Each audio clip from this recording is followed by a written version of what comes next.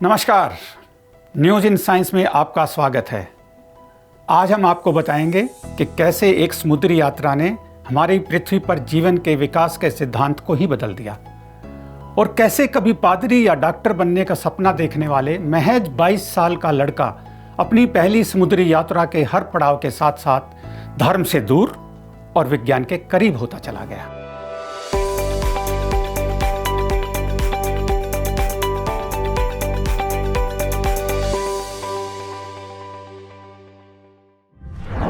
इस लड़के को दिसंबर 1831 में बीगल नाम के एक जहाज पर समुद्री यात्रा करने का मौका मिला। हालांकि उसकी टेढ़ी नाक की वजह से जहाज के कैप्टन फिट्रॉय ने पहले उसे रिजेक्ट कर दिया था। असल में जहाज के कैप्टन को एक नेचुरलिस्ट की तलाश थी और इसके लिए उन्होंने अपने एक प्रोफेसर दोस्त J.S. हेंसलो से बात की, जिन्होंने एक ग्रेजुएट लड़के की सिफारिश की जिसका नाम था चार्ल्स डार्विन। जी हाँ, हम महान वैज्ञानिक चार्ल्स डार्विन की बात कर रहे हैं और इस समुद्री यात्रा ने न सिर्फ चार्ल्स डार्विन के जीवन की दिशा बदल दी बल्कि विज्ञान को एक नई दिशा दी। असल में ब्रिटिश जहाज HMS बीगल अमेरिका की 2 साल की यात्रा के लिए तैयार हो रहा था और इसी यात्रा का मुख्य उद्देश्य दक्षिणी अमेरिका में दक्षिणी तटों पर हाइड्रोग्राफिक सर्वेक्षण करना था। लेकिन 2 साल की समुद्री यात्रा पर निकले डार्विन 5 साल में वापस लौटे और इस दौरान उन्होंने दक्षिण अमेरिका, ऑस्ट्रेलिया जैसे कई देशों की यात्रा की और रास्ते में जहां जहां जहाज से उतरे वहां से जीव जंतुओं, पेड़ पौधों, पत्थरों, चट्टानों, कीट पतंगों की जांच परख करते और उनके नमूने जमा करते। इस दौरान उन्होंने देखा कि हर जगह जीव जंतु लगभग एक जैसे दिखते हैं, लेकिन इनमें कुछ मामूली फर्क भी होते हैं। इसी बारीक फर्क ने उन्हें इस बारे में और सोचने को मजबूर किया।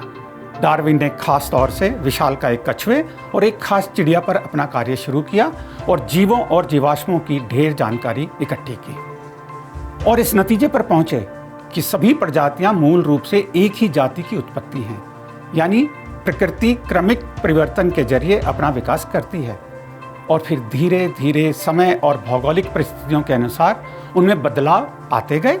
विकासवाद कहलाने वाला यही सिद्धांत आधुनिक जीव विज्ञान की नींव बना। डार्विन के मुताबिक आज का इंसान बंदरों के वंशज नहीं बल्कि हम चिंपांजी के साथ एक सामान्य पूर्वज साझा करते हैं जो करीब 6 से 8 मिलियन साल पहले पृथ्वी पर रहता था। बाद में मनुष्य और चिंपांजी एक ही पूर्वज से अलग अलग तरीके से विकसित हुए। डार्विन ने इस विकास को डिसेंट विद मॉडिफिकेशन के रूप में परिभाषित किया। अपनी किताब द ओरिजिन ऑफ स्पीसीज में डार्विन ने लिखा था कि मैं नहीं मानता कि पौधे और जीवित प्राणियों को ईश्वर ने अलग अलग बनाया था। ये सारे जीव कुछ चुनिंदा जीवों के वंशज हैं जिनमें वक्त के साथ परिवर्तन आते गए और धरती पर लाखों प्रजातियों को जन्म हुआ। पीढ़ी दर पीढ़ी सूक्ष्म बदलाव के कारण बड़े बदलाव हुए।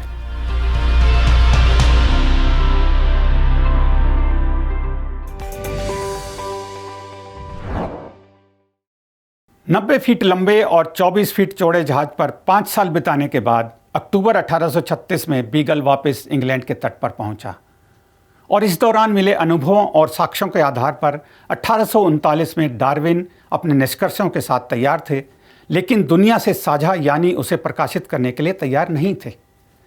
इसके 2 कारण थे।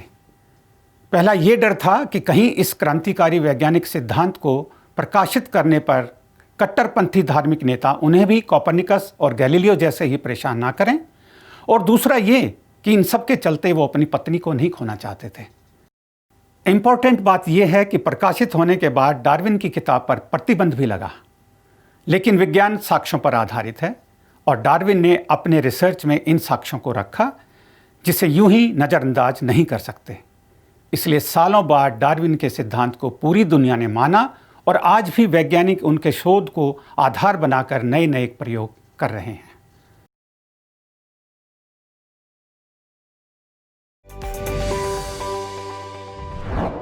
उम्मीद है न्यूज़ इन साइंस की ये नई पहल आपको पसंद आई होगी।